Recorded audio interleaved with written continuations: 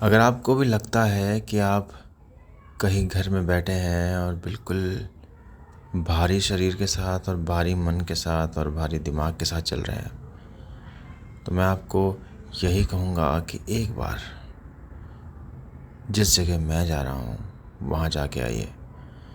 जब आप जाएंगे तो आपको ऐसा महसूस होगा कि इस बंदे ने सही कहा था।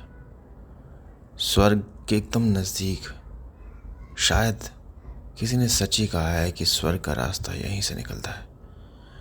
मैं उत्तराखंड की बात कर रहा हूँ। शुरुआत हुई थी सोनप्रयाग से। जब आप सोनप्रयाग पहुँचते हैं तो आपके पास दो रास्ते होते हैं। एक रास्ता निकलता है केदारनाथ की तरफ और एक रास्ता निकलता है जहाँ मैं जा रहा हूँ। ये रास्ता बड़ा कठिन है, थोड़ा सा घुमावदार है। अरे थोड़ा क्यों, बहुत घुमावदार है। यहाँ इतने घूम है कि घूम घूम के कभी कभी लगता है सर घूम जाएगा। और ऊबड़ खाबड़ भी है। शायद सरकार काम कर रही है, रोड बन जाएंगी। जब तक रोड नहीं बनती तब तक आप इसी रास्ते को यहाँ देखिएगा। अभी इसलिए बोल रहा हूँ क्योंकि इस वक्त आप सर्दियों में ना केदारनाथ के कपाट बंद हो जाते हैं। और जब कपाट बंद हो जाते हैं तो इंसान सोचता है कि भगवान केदारनाथ तो अब कपाट बंद हो चुके हैं, तो अब हम कहाँ जाएंगे। लेकिन अगर आप युगल हैं, अगर आप प्रेम करते हैं किसी से या शादी बंधन में बंधना चाहते हैं या आपकी शादी हो चुकी है, तो मैं आपको एक सलाह दूंगा। जहाँ मैं जा रहा हूँ वहाँ ले चलूँगा। रास्ता दिखा इसलिए रहा हूँ कि रास्ते को देखते देखते जाना और इस हिसाब से तैयारी करना कि इस रास्ते पे क्या क्या लगेगा, कैसे कैसे चलना होगा।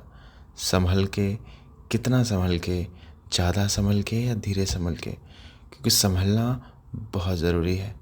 जीवन में अगर संभल के नहीं चला तो एक तरफ पहाड़ दिख रहा होता है, जहाँ जीवन एक तरफ पहाड़ लगता है वहाँ दूसरी तरफ खाई होती है।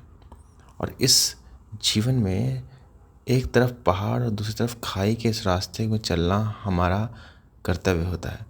और इस कर्तव्य को निभाते हुए जब हम चलते हैं ना, तब हमें पता चलता है कि जीवन में बहुत मोड़ हैं। एक मोड़, अगला मोड़, अगला मोड़।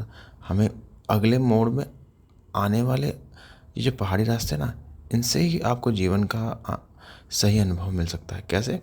जब आप चलते हैं तो आपको लगता है कि नहीं चल रहे हैं भाई हम, नहीं आगे क्या आने वाला है आपको नहीं पता। और सडन अचानक से कोई चीज़ आएगी और आप ब्रेक लगा देंगे। जब आप ब्रेक लगाएंगे तो आप धीमे होंगे। तो जीवन में कभी तेज, कभी धीमा, कभी मध्यम, कभी ऊबड़ खाबड़ और फिर ऐसे साफ रास्ते भी आएंगे जब आपको लगेगा वाह क्या रास्ता आ गया है, बेहतरीन। और शायद मंजिल उसी बेहतरीन रास्ते के बाद आने वाली होगी। तो आपने मेरा ये वीडियो देखा, उसके लिए थैंक यू सो मच। आपकी मंजिल भी आने वाली है। मैं जिस मंजिल की बात कर रहा था वो है भगवान त्रिजुगी नारायण का स्थान। यहाँ पर भगवान कहते हैं भगवान शंकर और माँ पार्वती का विवाह हुआ था। तो ऐसी जगह पे आके आपको अलौकिक शांति मिलेगी, ऐसा मेरा पूर्ण विश्वास है। तब तक मैं लेता हूँ आपसे अलविदा।